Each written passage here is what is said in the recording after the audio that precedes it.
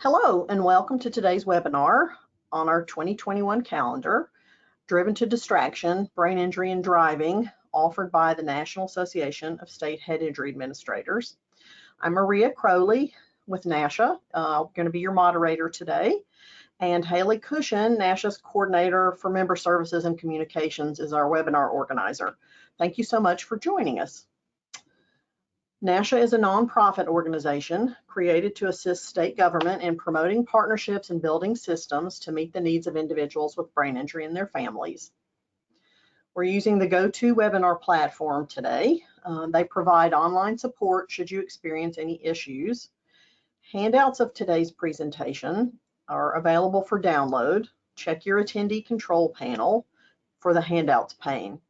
To ask a question during the webinar, please submit that in the questions pane in your control panel, and our organizer will forward your question at the end of the presentation. If for some reason we run out of time, the presenter will respond to your questions via email, and we will circulate that to you afterwards. Continuing education credits for social work and certified rehabilitation counseling, as well as general certificates of attendance, are available for today's event. At the end of the live webinar, you'll receive an email with instructions on how to obtain your certificate. The webinar will also be archived for later access on our website under the Trainings on Demand tab. For viewers of the recording, please go to Trainings on Demand to find information on how to obtain a certificate. I would now like to introduce you to our presenter. You're in for a treat, and here are just a few details about her. Dr. Despina Stavrinos, an associate professor of psychology and the PhD program director for developmental psychology, works for the University of Alabama at Birmingham. She is both founder and director of UAB's Translational Research for Injury Prevention, known as the TRIP Lab. Her program of research focuses broadly on the context of unintentional injury prevention and control, with a strong focus on transportation-related issues from a cognitive and developmental perspective. Over the past 10 years, she's worked as PI on grants she has received from National Institutes of Health, CDC, Department of Transportation, and those have totaled several $million. Currently, she's the PI on 2 longitudinal studies. One of those is REACT. It's examining driving attention among newly licensed adolescents. And the other, Return to Drive, is evaluating the effects of mild traumatic brain injury on teen driving performance to inform clinical practice guidelines on when teens can safely return to drive. Under her leadership, the TRIP Lab acquired the first SUV driving simulator in the world in Birmingham, in partnership with the Honda Manufacturing of Alabama and Alabama's Department of Transportation. The simulator's been featured along with her research on the Today Show and CNN. Dr. Stavrinos is also, last but not least, the elected chair of Alabama's Head and Spinal Cord Injury Trust Fund. Thank you so much and welcome, Desi. Thank you, Maria. Thank you for the very nice introduction. Let's see if I can share my slides here.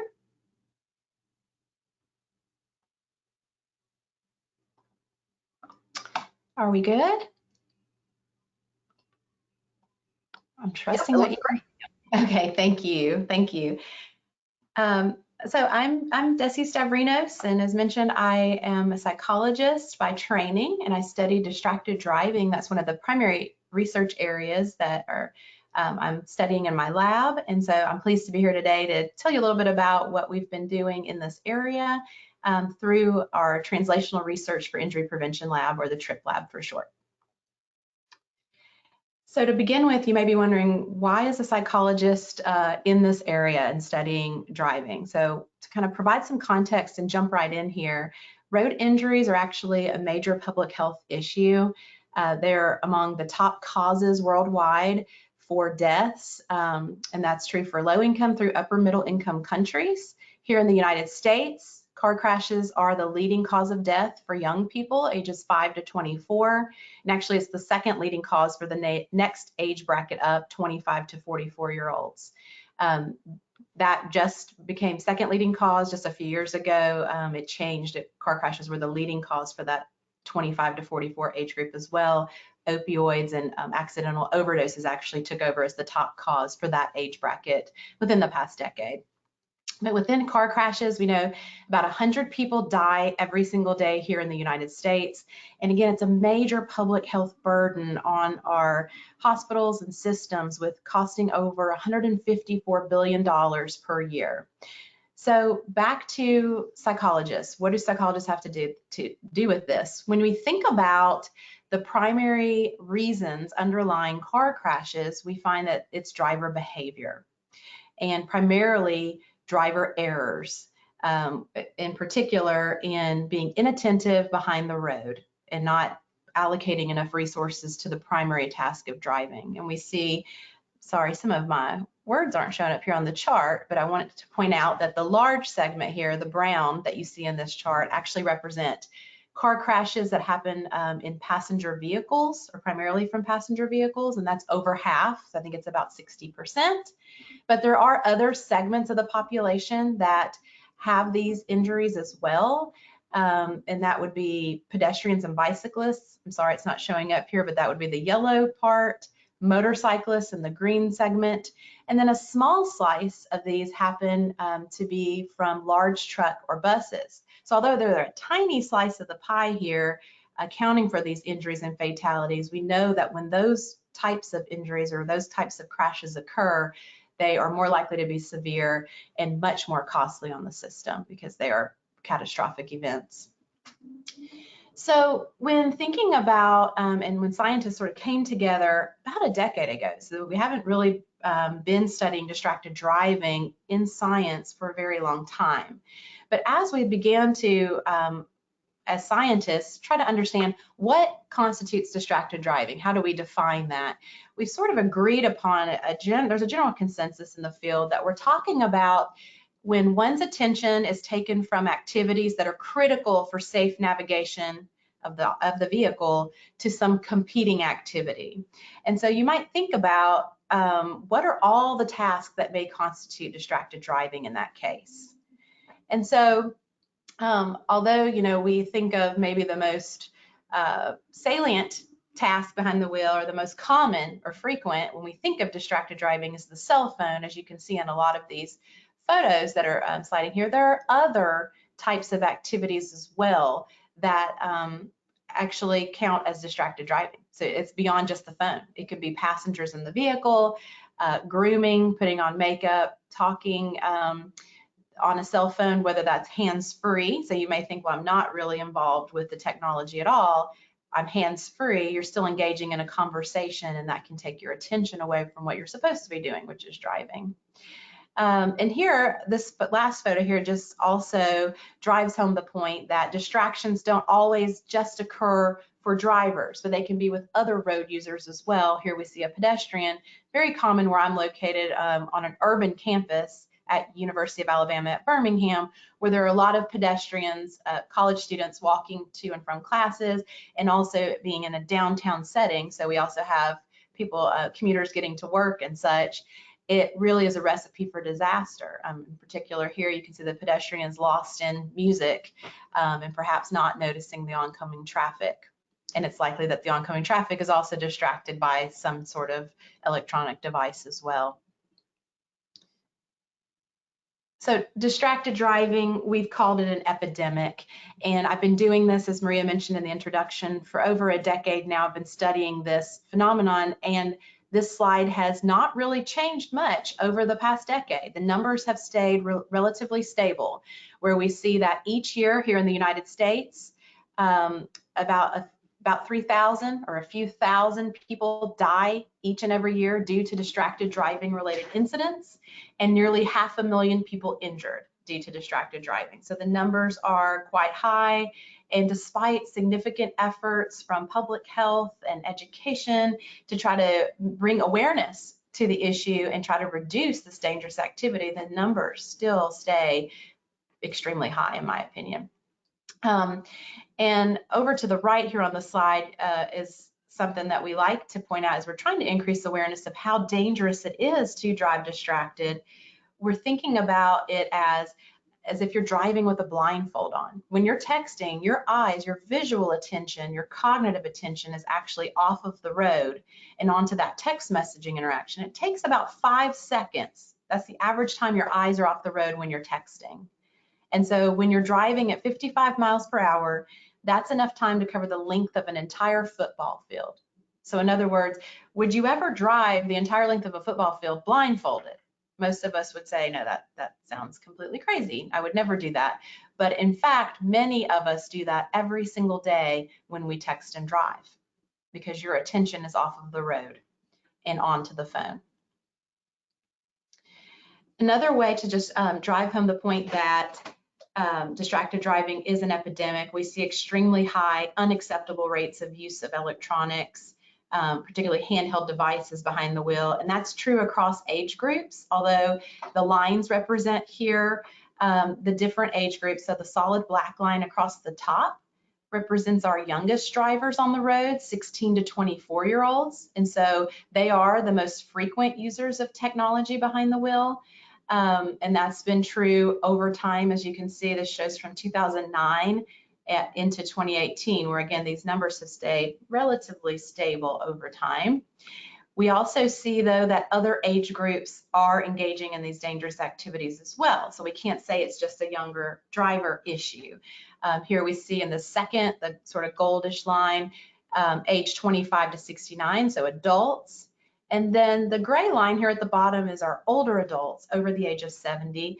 Notably, it's not zero. So there are some older adults who do report that they also text and drive or use electronic devices behind the wheel. And we're starting to see that become a little bit more common, particularly as electronics have become more pervasive in our lives.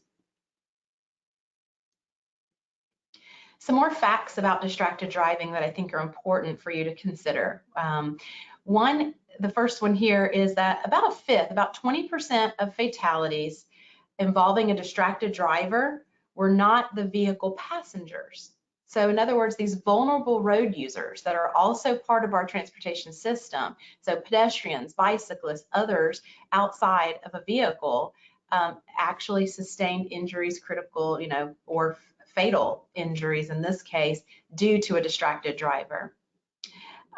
The youngest adults, the youngest drivers, 20 to 29, account for about a fourth of these fatal crashes.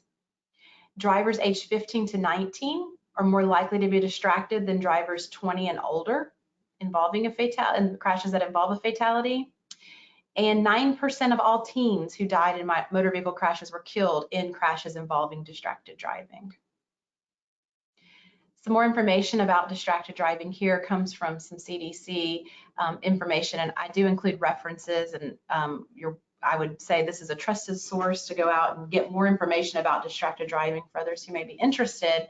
And kind of honing in more on who is most likely to drive distracted. Are there certain groups of drivers on our roadways that are more likely to engage in this risky kind of behavior?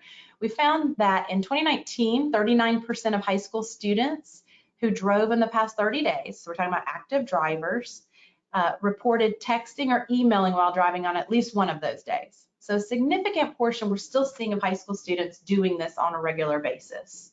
What are the most common activities among our high schoolers? It's texting and emailing. So it is the cell phone, again, as that primary source of distraction. It's more likely among older students than their younger students. Perhaps the younger ones are still learning to drive, maybe a little bit more scared about the restrictions their parents may place on them, or the legal restrictions like the graduated driver's licensing laws. But our older adolescents, we do start to see more texting frequency, perhaps as they gain a little bit more confidence with the task of driving. White students are more likely than Black or Hispanic students to report texting or emailing while driving. And even our A or B students were just as likely to report texting or emailing while driving as compared to those who have mostly C's, D's, or F's. Also, we do find that students who report distracted driving are generally more risky. They're also more likely to report other really dangerous behaviors related to driving. They're more likely to not always wear a seatbelt, more likely to ride with a driver who'd been drinking, and more likely to drive themselves under the influence of alcohol. So we sort of see this risk profile.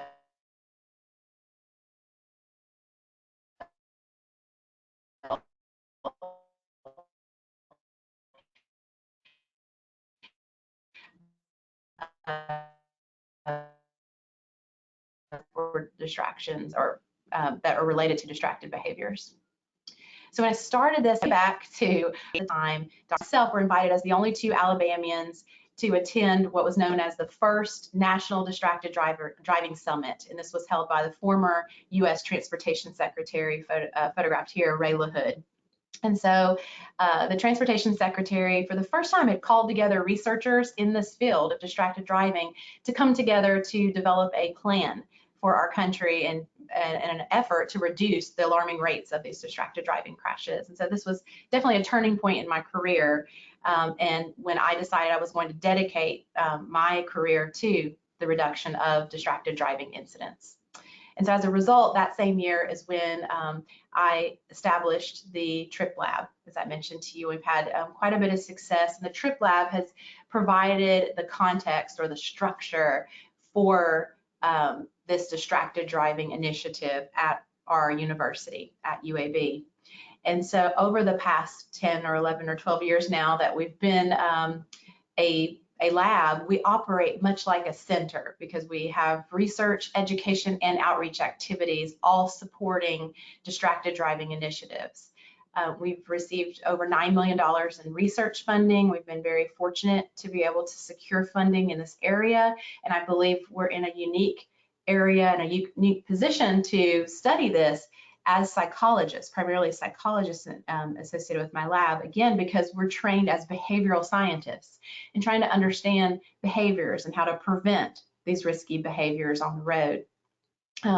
We've had over 130 students actually trained at the TRIP Lab. These are future transportation professionals. Many of them are already in positions in transportation. And through an outreach or community engagement activity, through a partnership we have with our Regional Planning Commission, we are able to go into schools and into the community and take our research findings and actually disseminate them to the people who need to hear it the most, the students. And so we have seen through that outreach program about 10,000 students statewide. We pivoted to more of a virtual platform in this past year, as I believe most of you have probably had to do it in some way, shape, or form due to COVID. And I would say that this would be a positive outcome for us if we have to look back and find some positive aspects of what happened in the past year. We were forced to pivot and consider some more virtual strategies for our outreach. And what happened with that was we were able to get into these rural pockets in our state where we otherwise may not have been able to actually physically visit and do face-to-face outreach. And so that has been awesome to see the outreach really take off in the past year. And these videos I'll show later in the presentation are available free of cost. They're developed as modules for and teachers, primarily driver's ed teachers, use them in the classroom as an alternative means for increasing awareness on distracted driving. But if anyone out there is a parent of a teen or would be interested in the videos, I'd be happy to share. They're available on YouTube, and we would love for you to share those widely. Okay. So Maria also alluded to this in the introduction. So how do I study distracted driving? Primarily that occurs through this driving simulator that we were able to establish at UAB. It is a 2016 Honda Pilot. The Pilot is actually built in our state of Alabama at Honda Manufacturing of Alabama. And we actually got the Pilot donated to us from HMA, and then that was shipped up to Royal Oak, Michigan, to a company called Real Time Technologies, who then built this driving simulator for us. It's considered a high fidelity driving simulator. That means it's very immersive. In fact, the entire cab of the vehicle has remained intact. It has the original steering wheel, brake pedal, dash, because we knew that was going to be important for us as we study teen driver distraction in particular. We wanted teens to really take this seriously when they get in the car with minimal instruction. They get in, they buckle their seatbelt when we're not really going anywhere. That tells us that they're treating this seriously. It feels real. It feels very immersive, and it's actually on a motion base. And here's a picture of inside. Sorry, I should have mentioned that, but it has all of what you might imagine would be inside a Honda Pilot. But it actually sits on a motion base, which provides pitch cues. So when you brake and accelerate, it moves. So it gives you the sense of some motion, also helps to reduce any simulator sickness that we might get. But it provides this haptic feedback to our drivers, again, just adding to the immersiveness and the realism of the environment. And there are large projection screens in front of the simulator, and we can customize the driving environments that we have drivers actually go through. There are side mirrors that simulate the traffic as well, and if you look in your rear view mirror, there's a screen behind the simulator so you can see traffic behind you. Again, just adding to the realism. We've also integrated some additional equipment to give us a better perspective, a more comprehensive look at driving behavior. This is extremely important in distracted driving, in particular, when we want to measure visual attention. So we have included, for example, eye tracking systems. So there's little cameras mounted to the dash. And what these allow us to do is see where is the driver looking as they navigate through these simulated environments. And here gives you an example of what this might look like. So we're able to see head position and specific gaze coordinates, so exactly where on the screen the driver is looking, or we can also calculate things like % of time their eyes are not on the road, which is critical. Obviously, it relates and predicts to crashes, and it is the most indicative behavior of distraction. Your eyes not on the road and onto something else like a cell phone. Here you can see what that might look like as she's looking down at her cell phone that she's holding in her hand there to read a text message.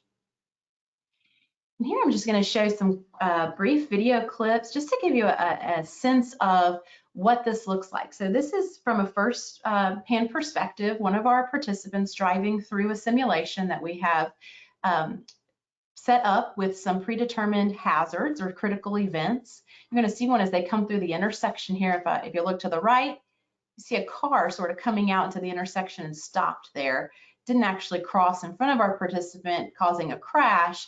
However, what we look at here is driver behavior. So as they're distracted, where are they looking within the screen? So the green circle that you see in front here represents our participant's gaze.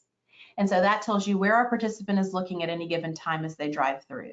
We've added some data visualizations here, like the darkening of the screen, so you could see that everything in the dark portion are things that they're missing because this person, for example, is focusing directly in front of the vehicle.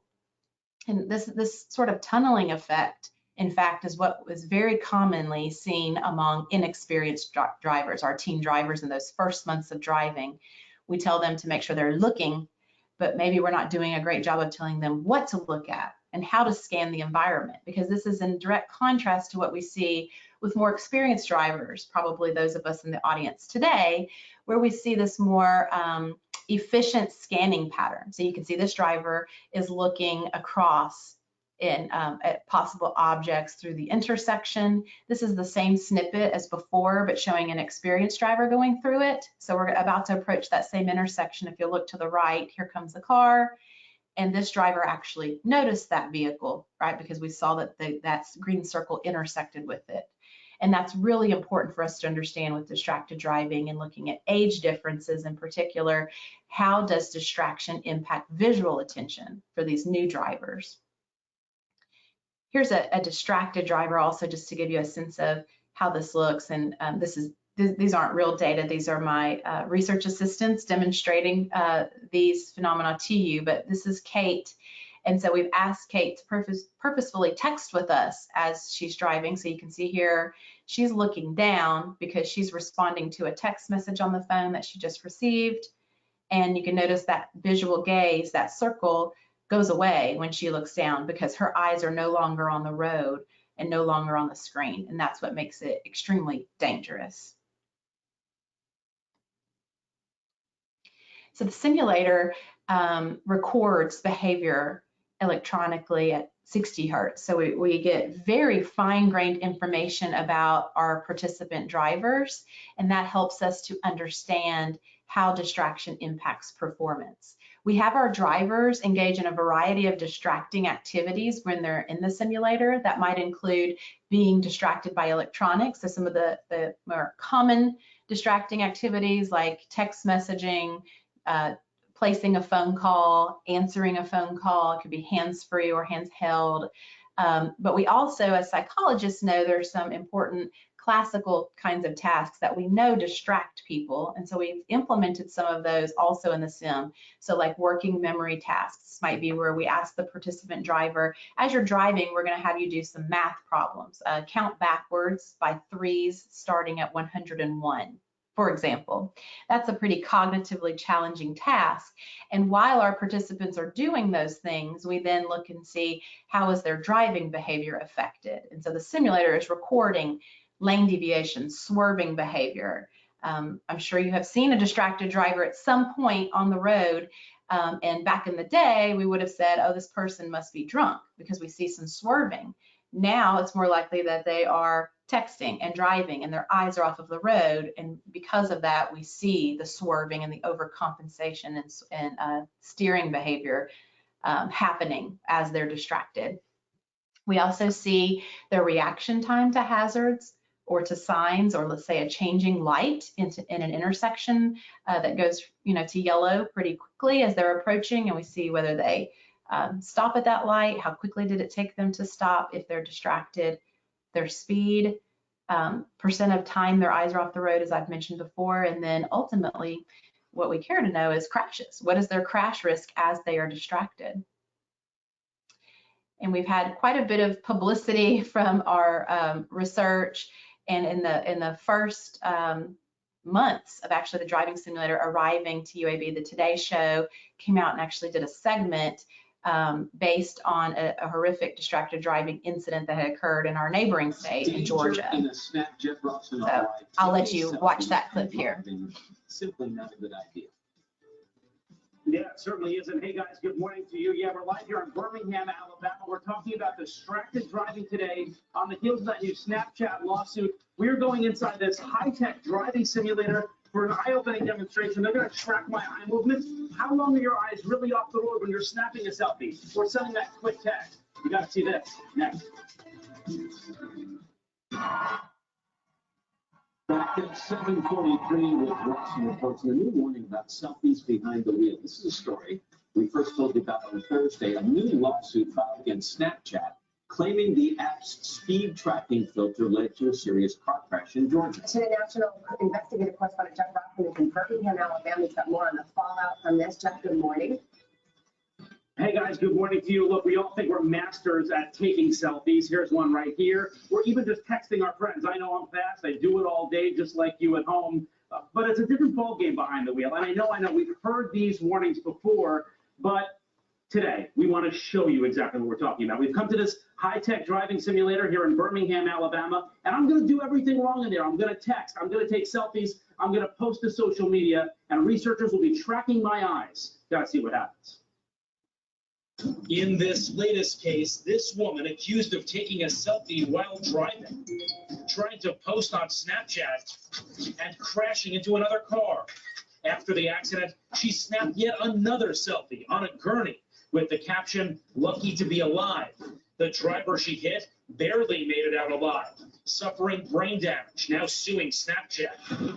But it's not just on Snapchat. This 18-year-old girl behind the wheel posting on Facebook, "I can't discuss this matter now.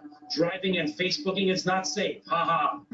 Seconds later, she crashed into a tanker truck and was killed. You picture your heart, and there's just a big chunk of it's gone. This is how it can end. Now, drivers across the country admitting to it. In fact, on Instagram, the hashtag driving selfie going viral.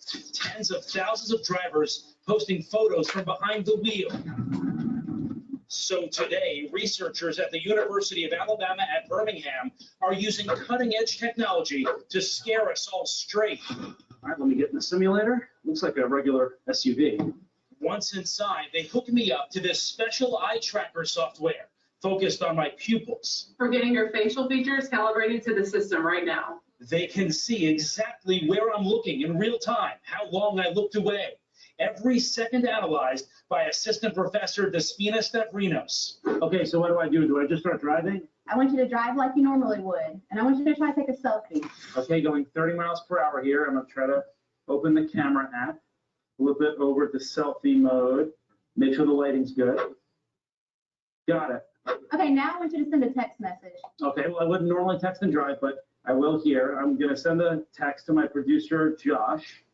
Hi, I'm shooting at the lab. Call you after. And send. All right, let me pull over here. How did I do? Well, not so great. That text you just sent required your eyes off of the road for 10 seconds. So you were all over the road, swerving, and you could have hit someone. What about the selfie? Was that any better? Selfie was not any better, actually. You took your eyes off the road for 15 seconds. When moving at 30 miles per hour, it's pretty dangerous stuff. It's even more dangerous at highway speeds. Okay, so now I'm going 60 miles per hour, and this time I'm not only going to take a selfie, I'm also going to post it to my social media. So let me flip it around to selfie mode. Okay, now I'm going to post it. Still working on posting it. Okay, share. Okay, I posted it. This time, the results are even more alarming. That took your eyes off the road for about 25 seconds. That's like traveling down the distance of a couple football fields with your eyes closed. Incredibly dangerous. This is real life stuff, so it's important for everybody to understand just how dangerous distracted driving is. Seems so clear, so obvious, don't do it, but so many people do. Listen to this stat, guys. Nearly 50% of all car accidents in America, distracted driving is a factor, and now even the social media companies are saying it's a bad idea. Don't do it. Snapchat telling NBC News, no snap is more important than someone's safety. Hear, hear. Absolutely. Yeah. All right, so you can see some of the definite real world implications of the work that we're doing in this area.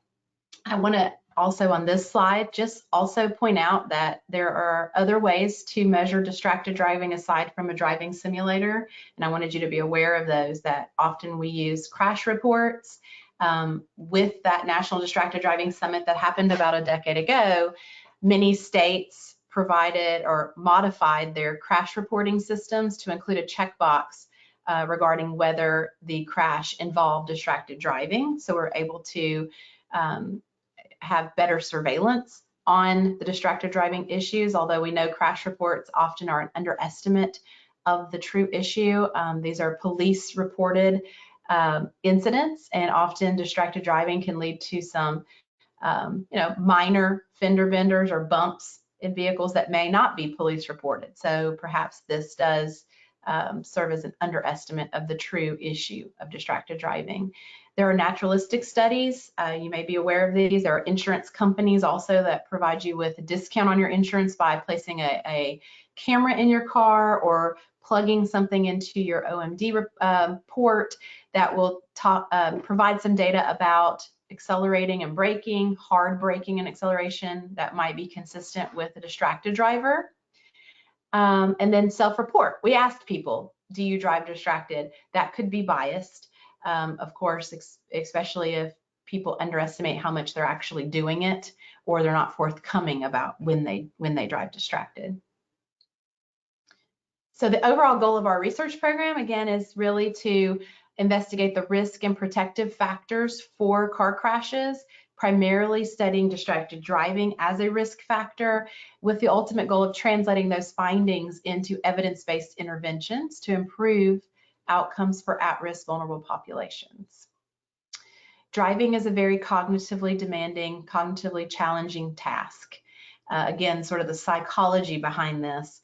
We know that there are certain neuropsychological functions responsible for lots of different behaviors, but the ones that are specifically relevant to driving here, I've highlighted some of those, like your visuospatial skills. Obviously, driving is a very visual task. It requires your attention. It requires some planning. You have to decide what route you're going to take, how you're going to get to your destination. It requires some processing speed and shifting and inhibitory control. Those processes are called executive functions, sort of the CEO of the brain that provides us with this goal-directed behavior. And so these skills are really highlighted, and we think when we break driving down into all of its little bits and parts. As very experienced drivers now, driving is very effortless, right? It's automatic for us, but it's very effortful for new drivers. When we get in the vehicle now as experienced drivers, we automatically check mirrors, buckle up, hopefully, and put the car into reverse, back out of that parking spot with very little effort. But for a new driver, it requires a lot of their cognitive resources, and that's why we see that distracted driving can have a bigger impact on our newest or our youngest drivers. So we have conducted a number of studies at UAB in our lab using primarily the driving simulator, and our findings across this decade of research suggest that distraction impacts all drivers. We have looked at distracted driving in a lot of different populations, including our teens and young adults, again, most frequent users of technology behind the wheel, most inexperienced drivers on the road. They definitely suffer the impacts of distraction behind the wheel. Their driving definitely suffers. We see similarly with drivers with ADHD. So we looked at perhaps the most distracted drivers on the road, those who have attention deficit hyperactivity disorder. And interestingly, we find that for them, the risks are similar for teens and young adults without ADHD, that all of them are impacted by distraction. All of them show impairments, but nothing that's more exacerbated for this particular population. We've done some work now with drivers with autism spectrum disorder and how increased cognitive load impacts their driving. Older drivers, as well as I mentioned, recent AAA survey, 1 in 5 to 2 in 5 drivers that are over the age of 65 report that they drive distracted. We are seeing that, obviously, even though they're very experienced drivers, that the distraction can impact their performance. And we've even looked at this in workers. So arguably the best drivers on our road, professional truck drivers, they drive for a living, and we see that distraction also impacts their performance as well. But I do want to make the point that not all tasks are equally detrimental. So what you do behind the wheel to distract you can vary your crash risk. And so we like to think about this as buckets of distractions, so different domains. Visual distractions, these would be tasks that require you to take your eyes off of the road. So purely visual distracting tasks might be billboards. So if you're reading that billboard on the way down the road, your hands are still on the wheel, right? But you are looking at the billboard, so your eyes are off of the forward roadway. Similarly, if you're checking out yourself in the mirror or gawking at crash scenes as you go by, this is taking your eyes off of the forward roadway and can be dangerous. The other domain is manual distraction, which I just alluded to, hands off wheel. So this can be eating or drinking or using your handheld cell phone. Your eyes are on the road when you're doing those things, but your hands are off of the wheel, and those can be dangerous. Where we start to see an overlap are tasks that require this visual and manual distraction component, and those can be extremely dangerous. And all of these tasks are encompassed by this lighter green circle, and that's the cognitive distraction. That's your mind off of the road. Some of your attention is allocated to other tasks when you're doing something other than just driving. And so perhaps the most dangerous tasks that we see in our lab experiments are, for example, texting while driving. So you're actually interacting with someone, your eyes are off of the road and onto the cell phone to read and write a text message. Your hand or hands are on that cell phone to be able to text or type the message, and your mind is allocated to that conversation to compose a response or to really process the information you just received through a text message. So that's what makes that one particularly dangerous. So I know this is of interest to TBI, and obviously everything I've just talked about to this point relates to TBI prevention, right? Because we know one of the main causes of TBI is a car crash. And so if we can reduce car crashes by reducing the propensity to drive distracted, then we've come a long way with regard to TBI. I also wanted to just take a few minutes here to talk a little bit about some of the factors related to driving risks or impairments after a TBI, so for our survivors. And something to keep in mind here is that there is no one set of risk factors just for TBI patients. So it really depends on some critical factors like severity of the injury and individual differences. So it's difficult to really say, you know, if this is the equation and this means that you can drive safely. But for the most part, we look at the risk factors for all drivers, and then we're going to consider these TBI-related deficits experienced by the individual and trying to make good decisions about return to driving. So we really think about what are the TBI-related deficits and how specifically do those impact factors that you need to drive safely. It becomes pretty evident quickly that our survivors of TBI would have some issues with driving, given their short attention span, memory problems, problem-solving deficits, problems with judgment. I mean, driving requires a lot of judgment and quick judgment decision-making, right? So if something unexpected happens on the roadway, so there's a potential hazard ahead and you're in a multi-lane road, you've got to be quick to check the mirrors, make sure that you're okay, to swerve and evade the object that's ahead or the event that's ahead. That can be very difficult if a survivor of TBI is already having difficulty with problems with judgment. Also, driving is a very, I would say, it relies on all of our senses, right? So we're listening for sounds, visual changes, and also just ability to navigate safely and operate the vehicle. So with brake and accelerator and also steering. And so any changes in those kinds of skills would definitely have an impact on safe driving for our survivors.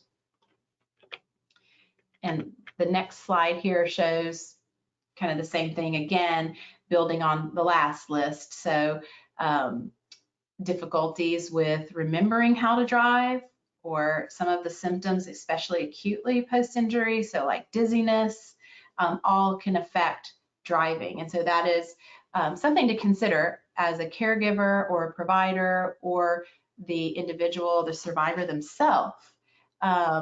All things to consider with regard to making that decision, that difficult decision on return to drive. Driving is so critical for our independence and mobility and ability to integrate with the community again and return to some sense of normalcy. But we want to do that safely, obviously, and not with increased risk that might come along with it. So in trying to make that decision, we recommend talking with a rehab specialist or your physician to understand what are your TBI related deficits and how would those impact your driving in particular contexts. Perhaps there are some accommodations that could be made where you might drive under certain ideal conditions, but that more complex conditions like an interstate during rush hour traffic may not be a great idea, but a short drive to a grocery store during the day, so not at night, during, let's say, a period of time when their light traffic is expected to be on the road, and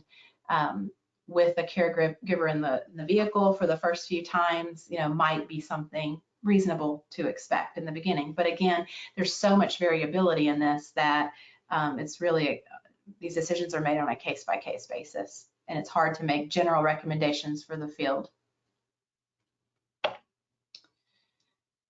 When we think about the survivors of TBI or TBI populations more at risk for motor vehicle crashes than neurotypicals, as we say, or the typical developing populations, the risk factors for crashes remain the same.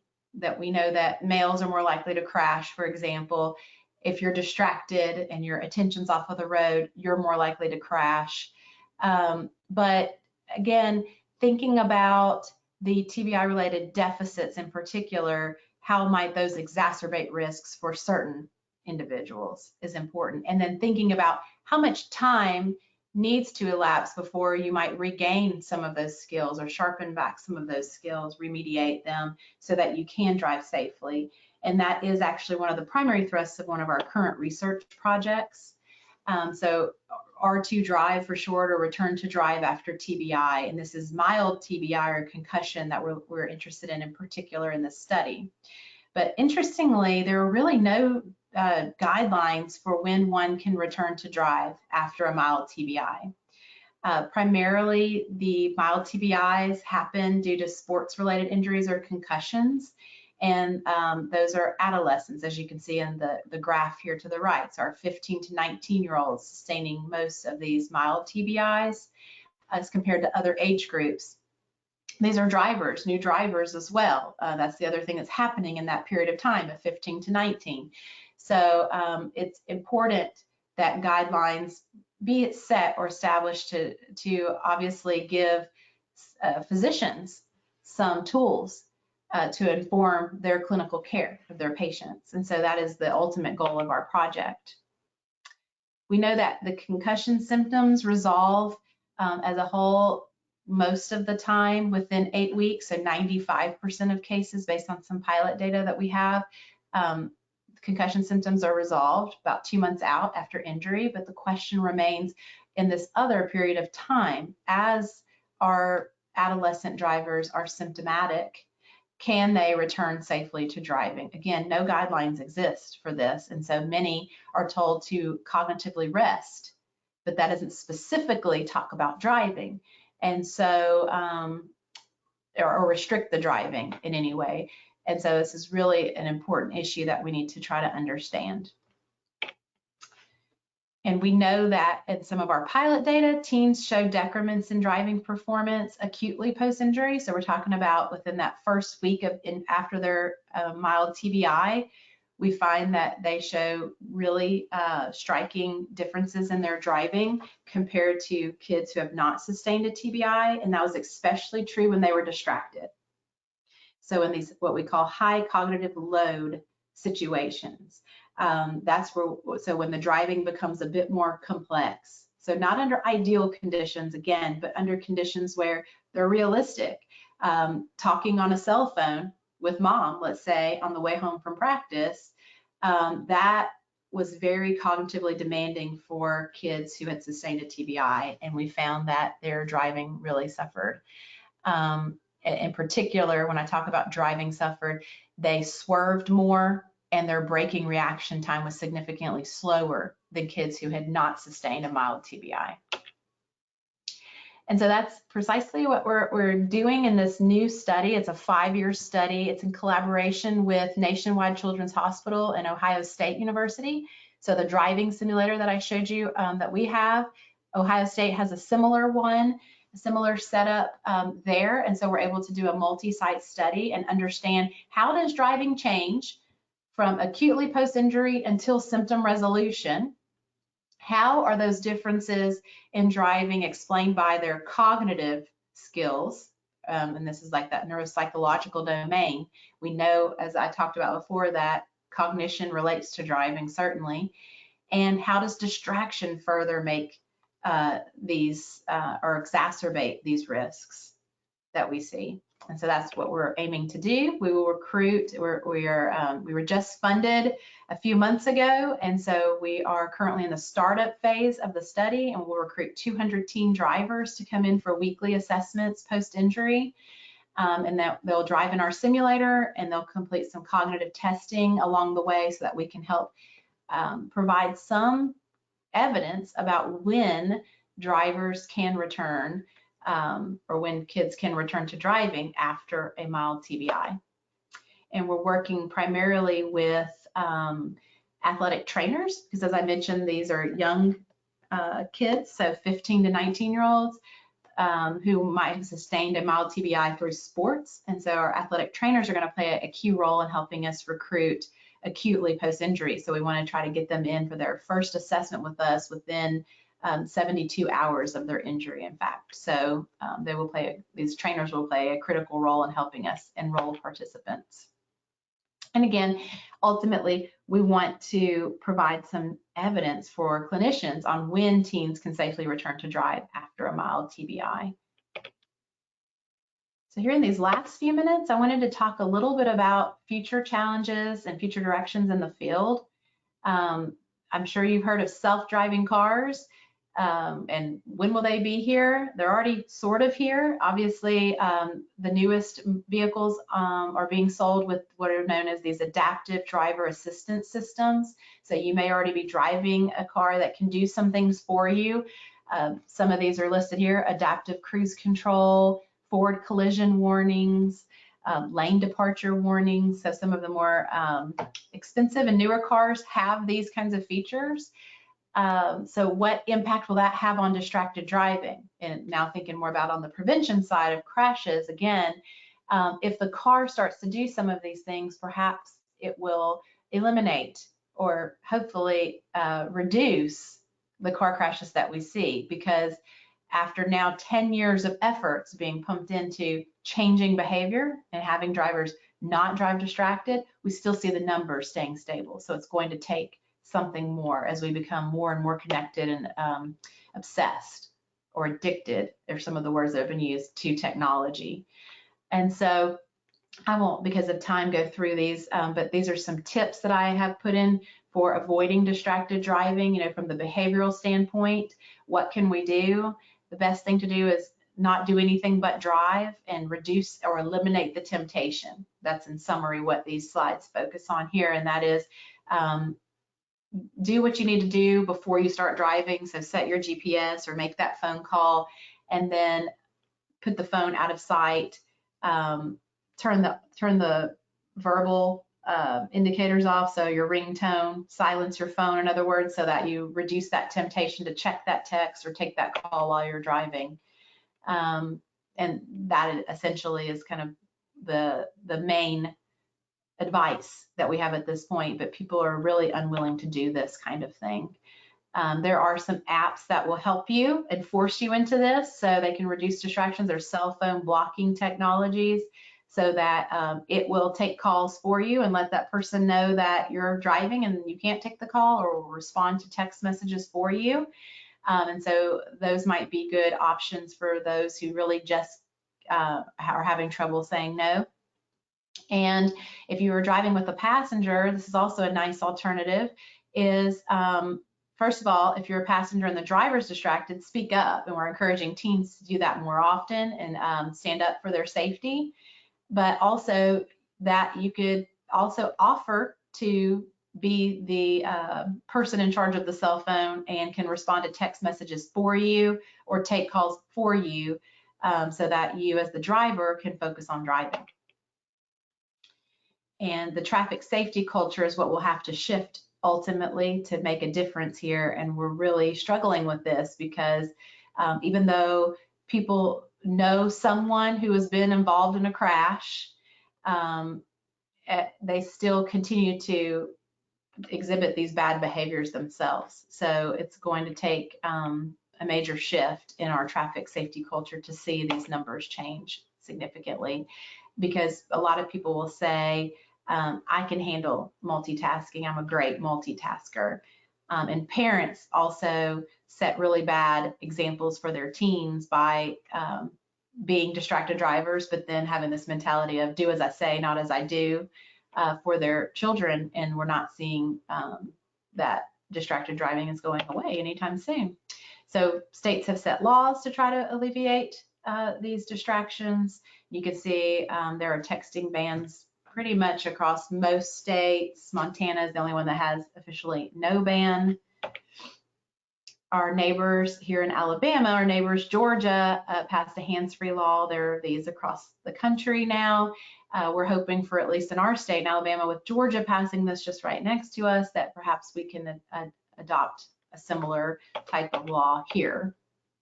And I mentioned we do some community outreach to try to increase awareness, and that's really important to us.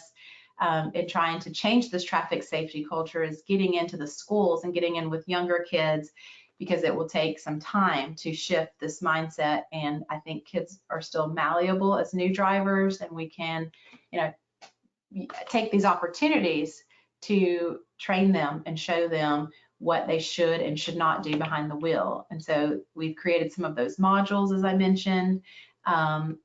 This is a YouTube video, but because of time, I'm going to skip over it, but these are available to you if you are interested in them, and I can make sure that NASHIA shares the YouTube links.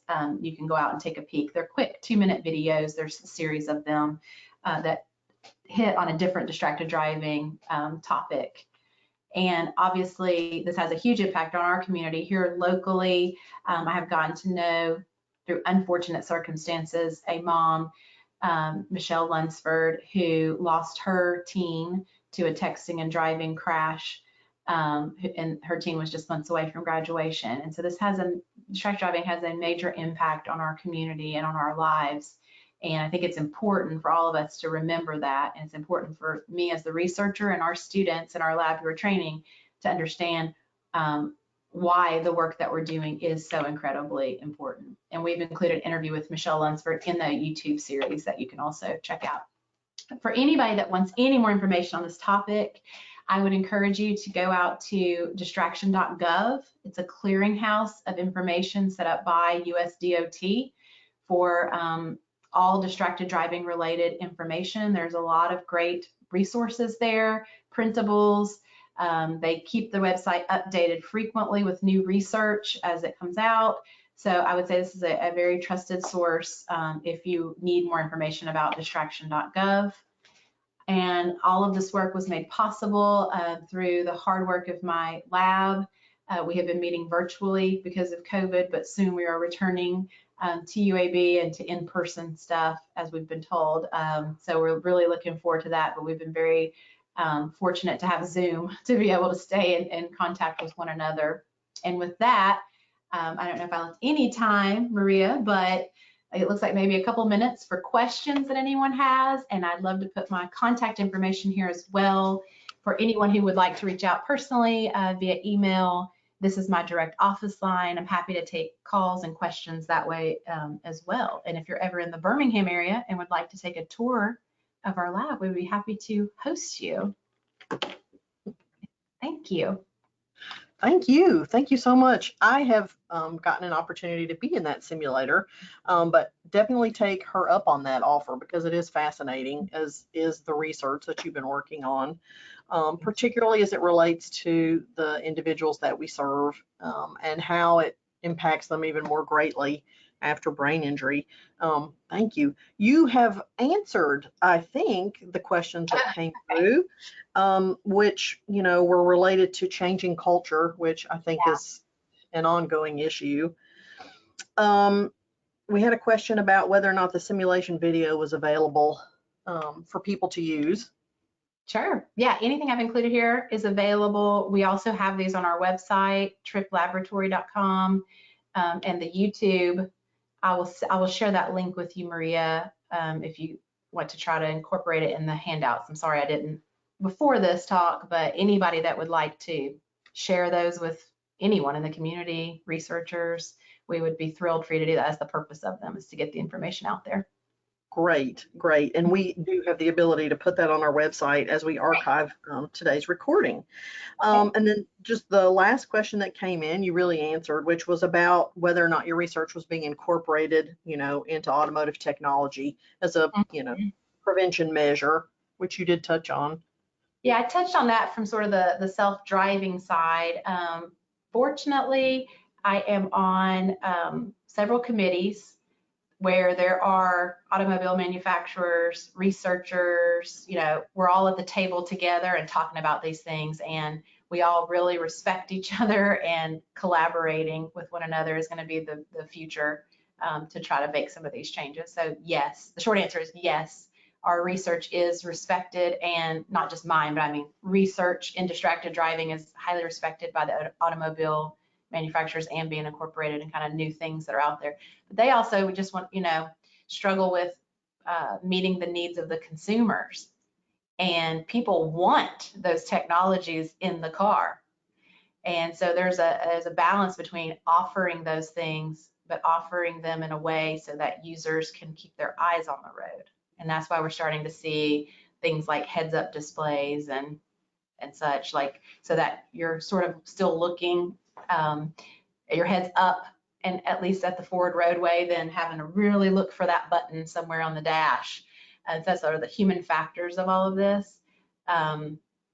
Because if we just say remove all the technology from the vehicle, people would be pretty angry, not interested in that particular model.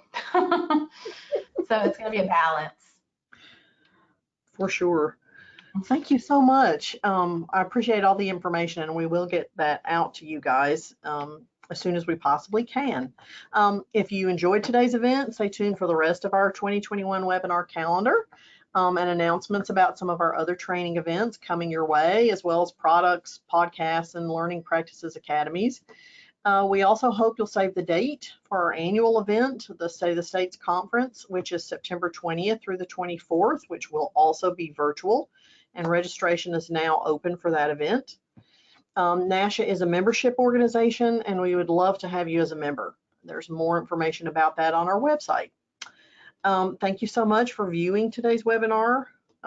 Feel free to contact us to receive notice of future events and other resources. Our archived webinars are available online. And last but not least, don't forget to complete your evaluations at the end of this webinar. Thank you so much and have a great day.